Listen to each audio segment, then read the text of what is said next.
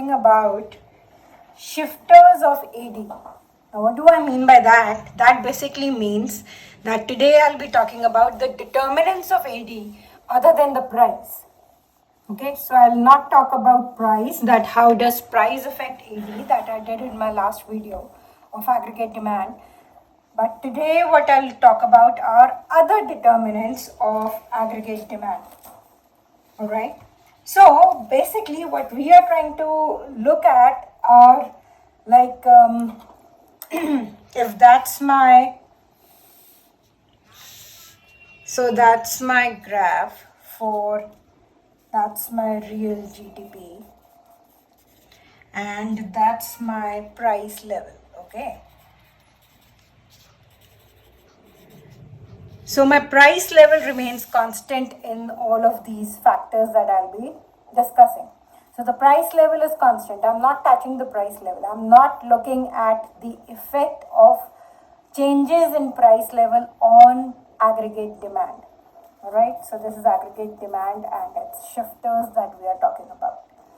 What I am looking at is, if this is my aggregate demand, right, then what all are the other factors that affect your aggregate demand and shifts your aggregate demand towards right or towards left with the same price level. Okay, I'm repeating that again. Please understand this. So this is different from my last video on aggregate demand, where I discussed the changes in the aggregate demand that will occur due to the changes in the price level. Okay, to make you understand the difference, just understand that when there is a change in the price level, then the movement is along the aggregate demand. The aggregate demand moves up and down along the same curve. Okay. However, when we talk of other shifters or other factors or other determinants that affect the aggregate demand other than the price, then the aggregate demand shifts right or left. The price level remains constant. That's a major assumption that we are taking, so that you understand the effect of other determinants on the aggregate demand as well. Okay, so that's the major difference. So the aggregate demand shifts right or left when there are other factors affecting aggregate demand. Okay, the price level is constant. So what we are viewing is that what happens when there is an autonomous change. Okay, so by autonomous change I mean that any change in the variable that causes a change in one of the four components other than the price level. So if I go back, if we review, aggregate demand is basically a combination of these four components. You remember? Consumption, investment, government expenditure, and net exports. Okay, so what in this video we'll be looking at are the factors that affect these variables, which in turn then affect your aggregate demand. Okay, in this entire scenario we are taking price level to be constant. That's a major understanding that you have to look at. Okay, so it's a major assumption that we are taking, so that you understand what are the effects of other factors other than the price on these components that affect then finally the aggregate demand. Clear on this? So if I begin, then it will be something like this. So if there is an increase in consumption or increase in investment or increase in government expenditure or increase in net exports, what will happen? The aggregate demand will shift towards right. Okay. If there is a decrease in consumption, decrease in investment, decrease in government expenditure and decrease in net exports, what will happen? Aggregate demand will shift towards left. Again, assuming the price level is constant. Okay. Now what I am going into, into a detailing part is that what are the factors that will increase or decrease your consumption other than the price. Do you get it? Similarly, I will discuss the factors that will increase or decrease your investment other than the price. And so on and so forth. Okay? So I'll start with consumption. Okay? Alright, so first is my consumption. Consumption, so factors that affect your consumption other than the price. Factors that affect your consumption other than the price. First factor would be your, let's say, interest rates. Okay? I know interest rates majorly affect your investment. I'll come to that. But interest rates also affect your consumption. Let's say there is a decrease in your interest rates. Okay?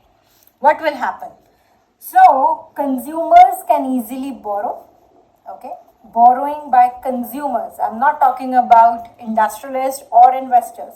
I'm talking about consumers. Right? I mean, consumers like me and you. So consumers, borrowing by consumers basically increases. What sort of borrowing? What do consumers borrow from bank for? Right? So we borrow for, let's say, some of the people, they borrow for washing machines, they borrow for fridge, they borrow for car, they borrow for houses. So all that basically, all that kind of borrowing. All borrowing that is interest sensitive. Right? The interest sensitive borrowing basically by the consumer goes up. Why? Because the interest rates are lower. So that kind of consumption, right? So where basically consumable goods, right? That kind of consumption where you purchase goods that are interest sensitive, that kind of consumption by consumers go up for those goods and services. Okay? So that's one factor affecting your consumption going up. So when your consumption goes up, so does your aggregate demand goes up, and with the same price level, your aggregate shifts towards right. Tick. So same price level, that's your real GDP. That's your price level, that's your aggregate demand. It shifts towards right when there is increase in consumption. Just the opposite will happen when there's a decrease, right? If there's a decrease in interest rates, then borrowing, I'm so sorry. If there's an increase in interest rates, then borrowing by the consumers will decrease. Interest sensitive borrowing goes down, consumption goes down, aggregate demand goes down, and the aggregate demand shifts towards left. Right? So that will happen. It will shift towards left at the same price level. So understand that price level here is playing no role. It's only the other factors that are affecting your four main components of aggregate demand and shifting your aggregate demand right or left. So price level is playing no role. We have constant price level out here. Okay. So that's the first factor affecting your consumption. Okay. Alright. So the second factor affecting your consumption, let's talk about, is your change in nominal wealth. So by change in nominal wealth, what I mean, let's consider that there is, that one day the stock market rises. Okay, stock market rises and consumers now have more of nominal wealth. So basically the wealth increases, right? So nothing has happened in terms of their incomes or any other factor. It's just that, let's say, the stock market goes up and so their nominal wealth increases. Nominal wealth increases, means that more money in the checking accounts as a result of higher values for the stock prices, right? So it basically means more money in the checking accounts of consumer due to higher stock prices, right? So now that basically means that there will be an increase in demand for goods and services. There could be, right? And so what happens that the consumption increases and so does your aggregate demand increases. So basically it shifts right. Again, the same graph, right? Do you understand this? So I'll repeat it again. So if there's change in the nominal wealth, that's the second factor affecting your consumption. So it means the example that I've given you, let's say there's a rise in the stock market. So your nominal wealth increases, right? More money in the checking accounts due to just higher stock prices. And so the demand for goods and services might go up, right? So there could be increase in consumption, increase in aggregate demand, and aggregate demand shifts right. Again, there is no change in the price level in the economy at this stage, right? Okay, the opposite can happen. The stock market could go down one day or maybe crash or whatever. Then obviously the stock prices will go down and so does your demand for goods and services might go down and your consumption goes down. Aggregate demand moves left. Okay. The same graph, right? The graph remains the same. What really you have to understand are the factors that affect each component and thereby that component affect your aggregate demand. Okay. The third factor that could affect your consumption is basically your consumer confidence. Now that plays a huge role, okay? So don't underestimate this factor. It actually plays a very important role. So if you are confident about the economy, if you're confident about the job, if you're confident about the political scenario in a country, then yes, consumers, they do spend more. So the consumption goes up, right? Consumption goes up and so does aggregate demand and so it shifts towards right. The same thing will not happen if you don't have confidence. You know, if the consumer confidence is not there, right? So that could happen if there is political disturbance in the country or there's kind of war going on in the country, or let's say if the economic scenario of a country is not good, okay? And so in that case, if the job market is not doing well in a country, then obviously the consumer is not very confident about the economy. And so the consumer will not spend a lot. The consumer will save something for emergency contingencies, right? So the aggregate demand in that case would move left because the consumption will go down, okay? The fourth factor affecting your consumption is basically income tax, right? So if you have lower income taxes, right, if the income taxes are lower, obviously, then the disposable income with the consumer increases, so taxes are lower, and so the disposable income with the consumer increases, so the consumption increases, aggregate demand increases and shifts right. Just the opposite will happen if there are higher taxes. Higher taxes, less disposable income, less consumption, leftward shift in aggregate demand, meaning aggregate demand goes down. Okay, so I'll repeat again, 4 factors that affect your consumption are basically, first is your interest rates. Second, your nominal wealth, change in your nominal wealth. Third, your consumer confidence. And fourth, your income tax.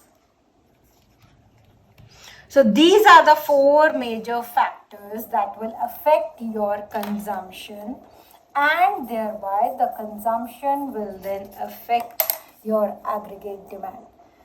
I'm repeating again, the price level in the entire situation is constant. So these are the other factors other than the price level that affects your consumption. Okay? Alright. So after consumption, let's go to the second major component of aggregate demand, which is investment. Okay? What happens, or what are the factors that affect the investment and then thereby that affect your aggregate demand? The first again and the most important one is your interest rate.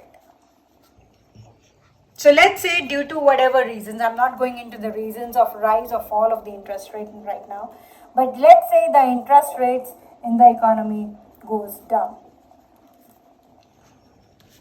What happens then? Obviously, the borrowing becomes cheaper. So borrowing becomes cheaper for everyone, right? So even for the industrialist, the borrowing becomes cheaper when the interest rate goes down. So borrowing becomes cheaper. So the industrialists or the investors, they invest in huge projects. So the investment goes up, and so does aggregate demand. So interest rate is actually a very interesting factor. Interest rate affects your investment majorly, but it also affects your consumption by affecting the interest sensitive goods and services. Correct? So remember that. Okay. Again, AD increases, AD shifts right. Now, if there's an increase in interest rate, borrowing gets costlier. So investments fall and AD decreases, AD moves left. Okay. The second is basically your business confidence. Again, just like consumer confidence, you have business confidence also, or expectations. So if businesses feel confident about the sales that are going to be positive, or they would be increasing in future and the prospects of the economy look good, they will expand their operations. They will expand their operations, basically meaning that they would invest more, right? Invest more, again, AD increases and moves towards right. Just the opposite will happen if the business confidence is not good. Correct? Okay. The third is basically your corporate taxes. Taxes, here I'm talking about the corporate taxes. So corporate taxes, again, if the taxes are low, then yes, the after-tax profits of the industrialists, it's good. So the profits after tax is really good then. It increases, and so they have more money available for business expansion. And so the investment increases. Okay? Alright? Opposite, if the taxes are high, profits are low, business expansion cannot take place. And investments low, aggregate demand low in that case. Right? The fourth is basically tax credit. So these are basically, based on government policies. So government gives certain investment tax credit to the businessmen or to the investors or to the industrialists to take advantage of the tax credit, and in order to take advantage of that tax credit, they just might increase the investments.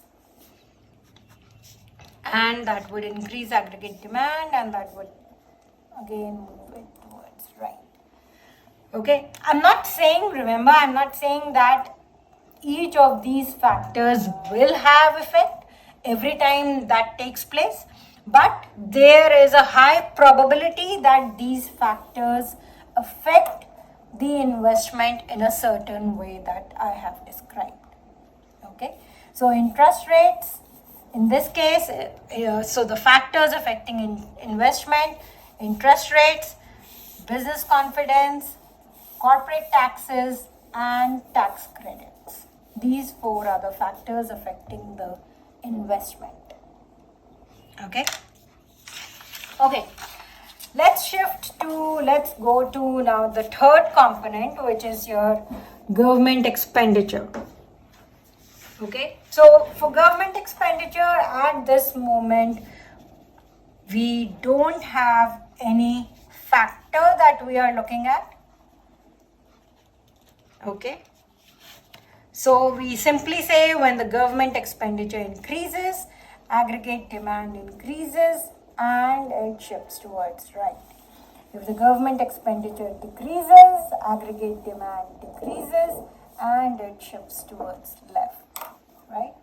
So if I draw it, so that's your real GDP, that's your price level constant, PL is the price level, that's your aggregate demand. So if there is an increase in G, that's government expenditure, it shifts towards right. If there is a decrease in G, then it shifts towards left. All right? Okay.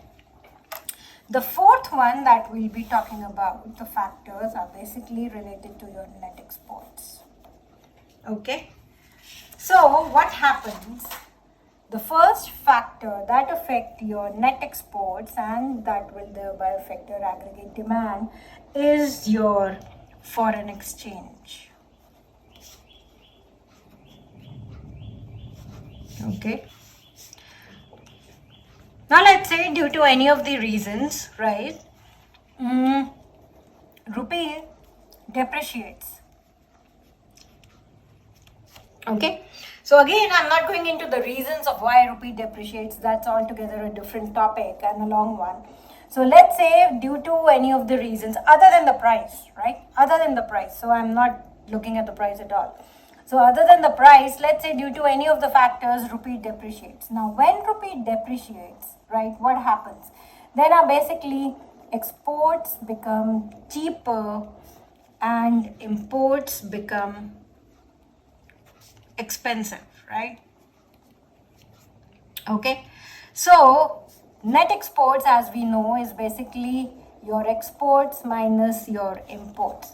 So exports become cheaper basically means that your demand for exports increases because now your goods are cheaper outside. So people demand more and more of your goods. So the demand for exports increases. However, since imports become expensive, so there is a demand for imports fall. Okay? So the demand for imports falls. So the net effect of these two is basically exports increasing and imports falling. So your net exports increases. Okay? So when net exports increases, the aggregate demand increases and so then it shifts towards right. Do you understand this? Okay. So I'll repeat that again. Foreign exchange is one of the factors that affect your net exports. So let's say there is some due to some effect, right? The rupee depreciates. Now if rupee depreciates, that basically means that exports become cheaper and imports become costly or expensive. Okay. Cheaper exports basically means that the demand for exports increases because now our country goods are basically cheaper for foreigners to buy, right? So they demand more and more of exports. On the other hand, since the imports are expensive, so obviously the demand for imports go down. Okay, so the net effect of these two is what? The exports demand increases, so exports increases and imports go down, so our net exports increases. Net exports increases, so aggregate demand increases and so it shifts towards right. Got it? Okay. That's the first factor affecting your net exports. Okay. Now the second factor affecting your net exports is basically the national income levels. The national income levels. Okay. So the national income levels of other countries, let's say. Okay, so let's say the national income of US increases faster than the national income of India. Okay.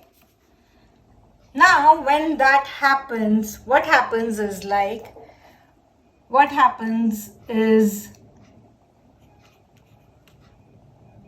okay, so when let's say, so there's an increase in the national income from US, right?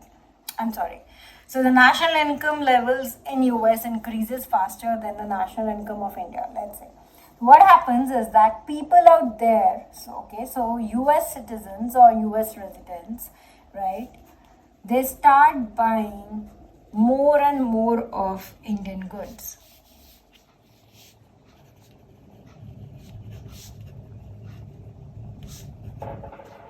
So the demand for Indian goods basically increases by them. For that matter, if there is a increase in national income of, let's say, Germans, right? Germany, if there's an increase in national income of any other country, right? So they start buying more and more of goods of other countries. Okay. So let's say that if US and India is having good trading, they are good trading partners, and the export and import of goods take place at a larger scale, right? So if there is an increase in the national income of US, then obviously the demand for Indian goods will go up. The demand for Indian goods going up basically means that the exports from India increases. Exports from India increases basically means that net exports increases if I'm assuming imports to be constant out there, right? Or the same, right? I mean, they're constant at whatever level they were. Because there's an increase in exports due to this, the rise in income of other countries. So the net exports increases, and so does the aggregate demand increases, and it shifts towards right. And just the opposite happens if there is, let's say, if the national income of India increases faster than the others, than other countries, other trading partners. Then Indians start demanding more and more of foreign goods, right? So in that case, if I'm assuming again the imports are constant, then basically, our exports decreases, right? And our imports, I cannot keep imports constant out there. So imports will start increasing because then we are demanding more and more of goods. So the imports will increase.